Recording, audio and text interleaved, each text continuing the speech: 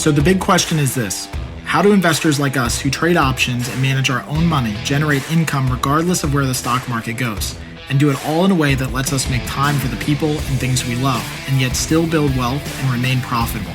That's the question, and this podcast will give you the answer. I'm your host, Kirk Duplessis, and you're listening to The Daily Call from Option Alpha.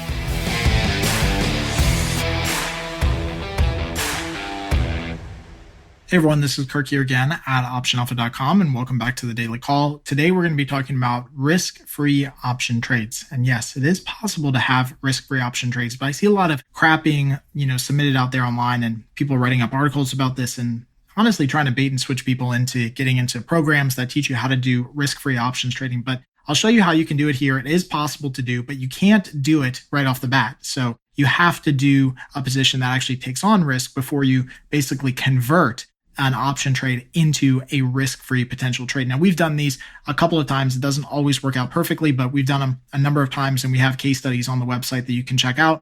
You can look up one that's called Risk-Free DIA Iron Condor. That's a great little case study that we kind of walk through, and I'll mention this as we go through today's daily call, but that's probably one of the better ones that we took our time and really kind of walk through that process with you guys. But look, the idea here is that when you make a risk-free trade, that you have absolutely no downside, not even like losing any money at all, right? So option buying in and of itself is not a risk-free trade. So some people actually say option buying is risk-free because you have no downside. Well, you actually lose the premium that you pay if you're wrong. So there is some downside. You have to lay out some investment. Yes, that investment is capped as an option buyer, but you also have a low probability of success. So that's the first hurdle we have to cross over, is that option buying is actually a risky investment. And some people out there, I think, are, maybe promoting it as not a risky or risk-free investment, but it actually does carry risk. Now, when it comes to actually getting into a risk-free trade, you have to start with a risky trade to begin with. Now, the reason is because there's no free lunch in the market. There's very little, almost no arbitrage possibilities, meaning you can't get into something and then immediately reverse and sell that thing that you got into, or vice versa, sell and then buy back and create an arbitrage opportunity where you make money without taking on any risk. There's got to be some sort of transfer of risk or obligation. Something has to transfer from one party to the other. That's why we see markets with a bid-ask spread, because that bid-ask spread prevents people from buying one contract and immediately selling it back, like literally instantly selling that contract back and then profiting. You can't do that with a bid-ask spread because you'll have to buy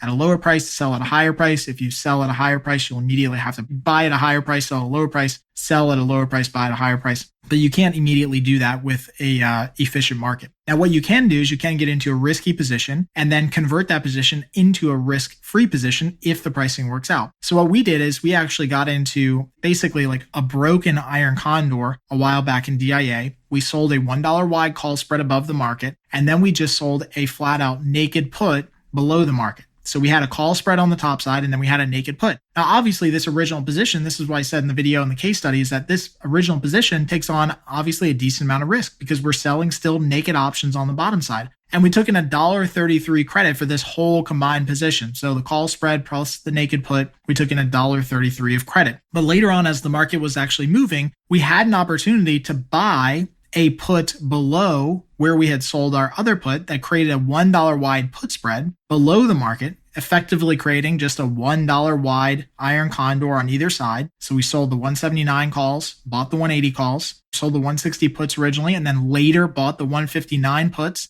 And we bought those puts for a 30-cent debit, which means that we still took in a total net credit of $1.03. And so if you think about the width of an iron condor and the risk in an iron condor, the risk in an iron condor is the width of the strikes. Well, the width of the strikes in this case is $1 on either side. So that's our max risk. And then we subtract out the credit that we received, which is $1.03. So in either case, no matter what happened with this iron condor, once we adjusted into it, we were going to make $3 no matter where the market went. In fact, we ended up making more than that because the market stayed between our strikes. But this is a great example of how you can actually convert trades into a risk-free alternative. Now, we gave up, obviously, some profit potential. Our potential profit originally in the trade was at $133. Now we've reduced that down to $103, but we've actually taken out all of the risk in this trade. Now, again, that doesn't always happen, and you have to have the right set up for that to happen, you have to get into a risky trade to begin with, meaning a trade that actually carries some risk, some margin potential, right? Before you can convert it into a risk-free trade. So again, the reason I want to go through this today on the daily call is because I've been seeing this a lot lately, and I see people, with all these like sales pages about how you can do, risk-free options trading. And yes, it's possible, but not without first getting into a risky trade and then converting it over. And so can you convert it over? Sure. We've done a number of times. It doesn't always happen that way, that the pricing works out. But if it does happen, then you can get into a risk-free trade. So hopefully it helps out. As always, if you guys have questions, let us know. Until next time, happy trading. Thanks for joining us on the Daily Call. Be sure to subscribe right now for more daily options trading ideas, strategies, and tactics to help you learn how to place smarter, more profitable trades. And if you like what we're doing, don't forget to give us a rating and a review so we can continue to bring you the best daily content possible. We'll see you again tomorrow, right here on the Daily Call from OptionAlpha.com.